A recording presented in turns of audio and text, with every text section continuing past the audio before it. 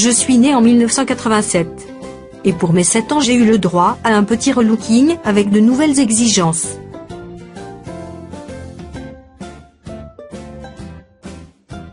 Dans les années 90, mon surnom était Assurance Qualité, c'était l'époque de la procédure et des enregistrements. Les entreprises devaient donner la preuve qu'elles maîtrisaient leur activité pour donner confiance à leurs clients. Les audits étaient très documentés et documentaires. C'est la fameuse époque du classeur papier.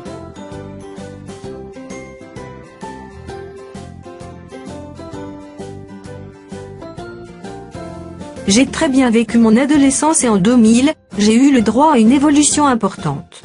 Avec de nouveau un relooking en 2008.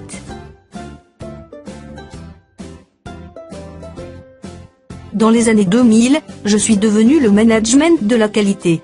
Cette évolution de terminologie est signe d'une plus grande maturité. Je suis désormais orienté sur la satisfaction des clients, j'intègre l'approche processus et la mesure. Je me sens mieux dans ma peau en répondant aux attentes des organisations. Et je prends également en considération l'amélioration continue. Ce renouveau me fait du bien. Après 20 années d'existence, mon succès est considérable. Je représente plus d'1 million d'organisations certifiées dans le monde, dont 54% certifiées en Europe. La France compte en 2013, 30 000 organisations certifiées. Mon marché arrive à maturité. J'ai besoin de renouveau. Place à la version 2015.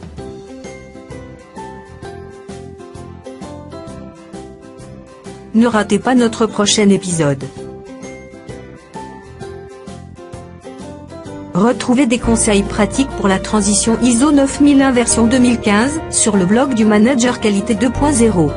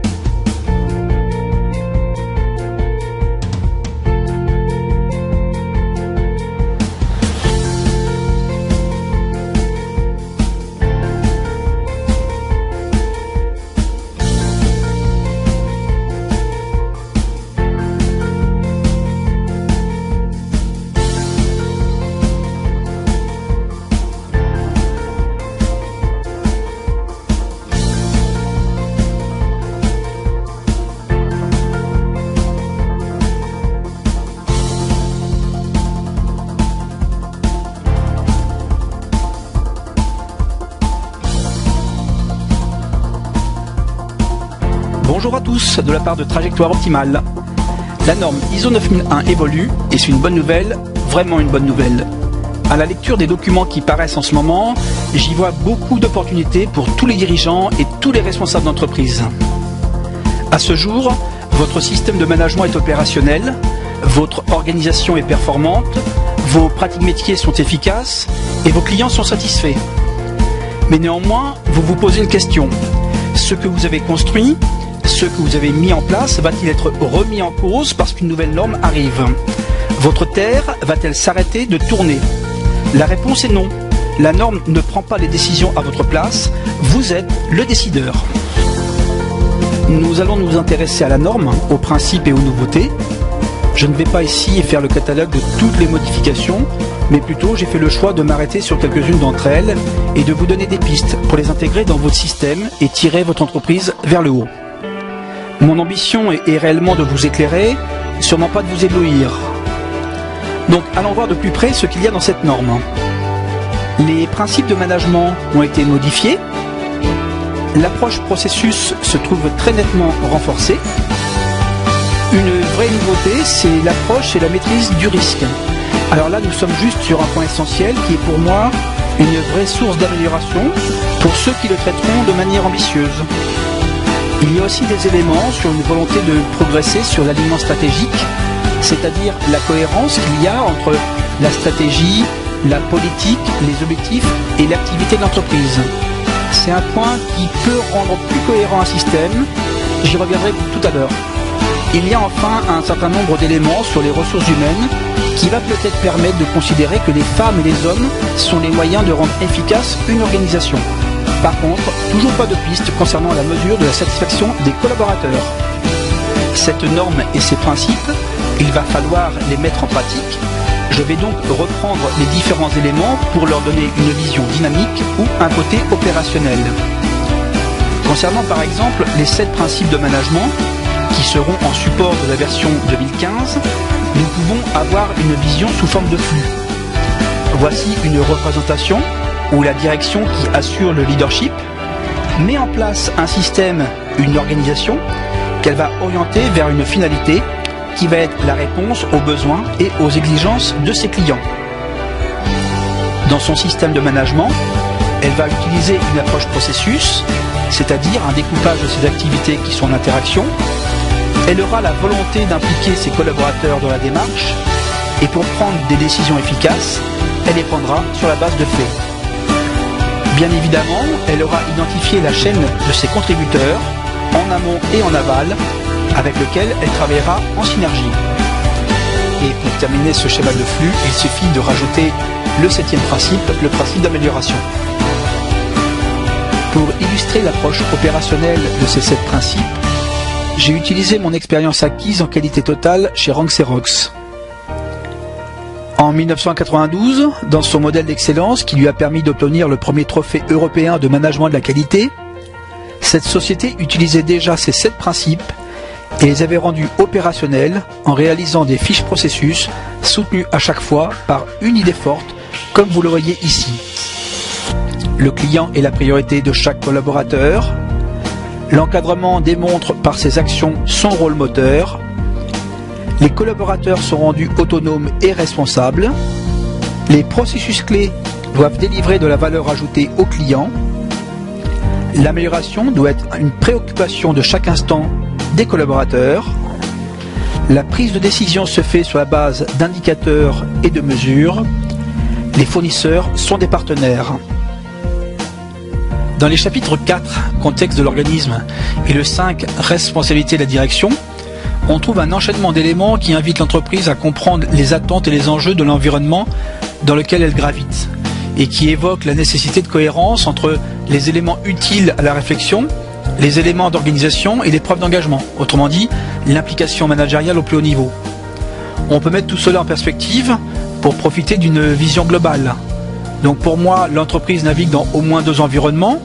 Le premier groupe, c'est celui du contexte politique, du social et du légal.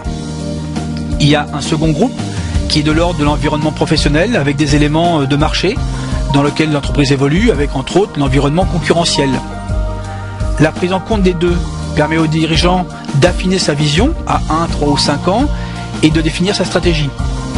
La phase suivante, il faut prendre en compte la santé de l'entreprise en analysant les données financières, les données économiques et d'autres encore.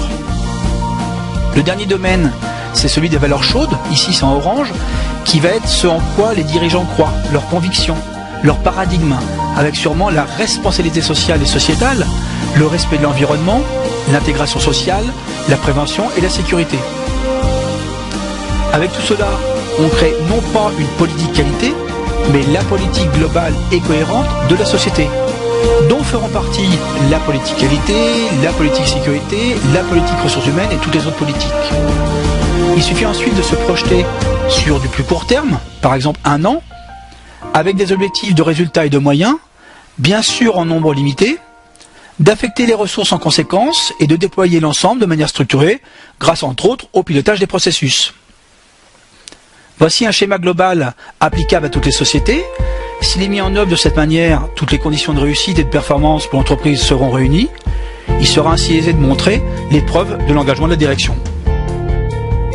L'approche par les risques devient explicite et là, il y a une vraie piste pour les entreprises pour faire un bond en avant. Les démarches de prévention des risques sont connues. Elles existent déjà dans de nombreux domaines et elles consistent à anticiper des phénomènes qui risquent d'entraîner ou d'aggraver des problèmes existants ou latents.